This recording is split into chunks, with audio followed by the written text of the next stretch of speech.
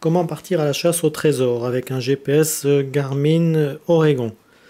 On va dans Trésor. Voilà. Rechercher un trésor tout simplement.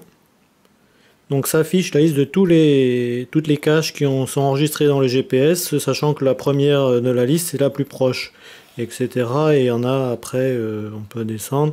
Les distances sont marquées à droite. Donc, par exemple 5 km 35, 5 km 550, etc. Donc 10 km, 13 km. Donc voilà la liste des caches qu'il y a sur mon GPS. Donc imaginons on est arrivé sur le lieu où on va aller faire du geocaching. Donc par défaut il propose la plus proche, celle qu'on n'a pas faite. Donc par exemple là on va dire Fontaine de Clertan. Alors on a le détail, on a le nom de la cache, on a la difficulté 2, 1, 5 pour le terrain, la taille de la cache, donc là c'est une petite, et la distance à laquelle on se trouve et la direction sud-est.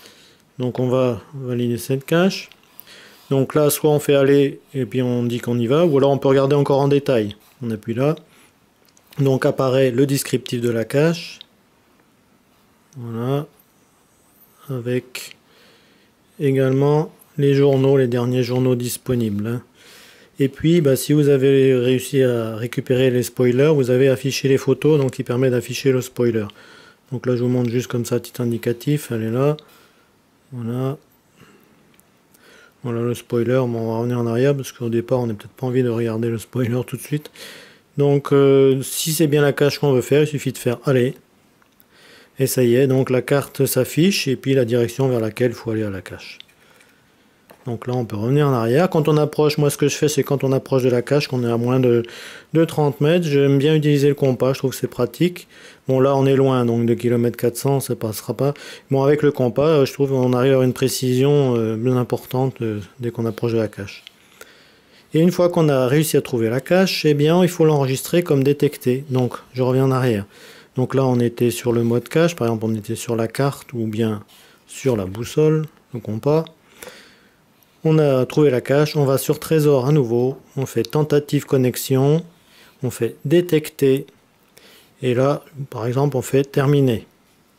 Maintenant, on ne bouge pas, on est toujours au même endroit, on va dire qu'on veut chercher un autre trésor, on fait chercher trésor, voilà, et là on s'aperçoit que celle qu'on vient de faire n'apparaît plus dans la liste, parce qu'elle a été déclarée comme détectée, donc elle est plus disponible, mais elle est encore dans le GPS. Si toutefois vous voulez quand même aller voir cette cache, il faut passer par Trésor, afficher résultats, et elle se trouve dans la liste de tous les résultats que vous avez fait.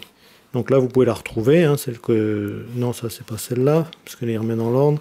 C'était la Fontaine de Clertan, je sais plus où elle est, voilà. Donc on retrouve la cache avec son descriptif, tout ça, bon voilà.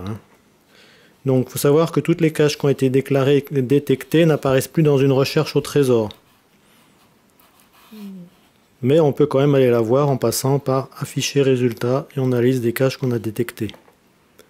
Sous réserve évidemment qu'on n'a pas effacé le fichier GPS auparavant. Voilà, c'est tout.